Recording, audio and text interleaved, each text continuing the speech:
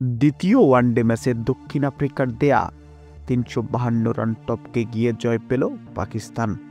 এর আগের ম্যাচে নিউজিল্যান্ডের বিপক্ষে ২৫২ রান করতে ব্যর্থ হলেন পাকিস্তান।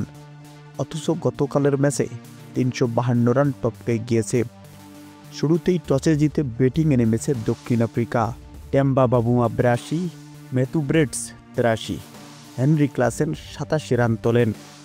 পাকিস্তানের জন্য লক্ষ্যটা বড় হলেও ব্যাটিংয়ে জোর দেখিয়েছেন মোহাম্মদ রিজওয়ান আগা সালমান।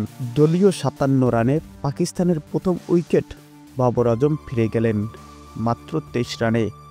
৯ ওভার ৪ বলে সৌদি শাকিল আউট হন।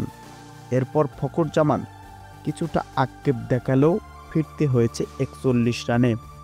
মোহাম্মদ রিজওয়ান আগা সালমান ৪ ব্যাটিংয়ে এসে ২২৯ বলে ২৬০ রানের বড় পার্টনারশিপ গড়েন। তাতেই সহজেই জয়ের বন্দরে চলে যায় পাকিস্তান। উল্লেখ্য যে ১০৩ বলে ১৩৪ রান তোলেন আগা সালমান। মোহাম্মদ রিজওয়ান ১২৮ বলে ১২২ রানে অপরাজিত থাকেন।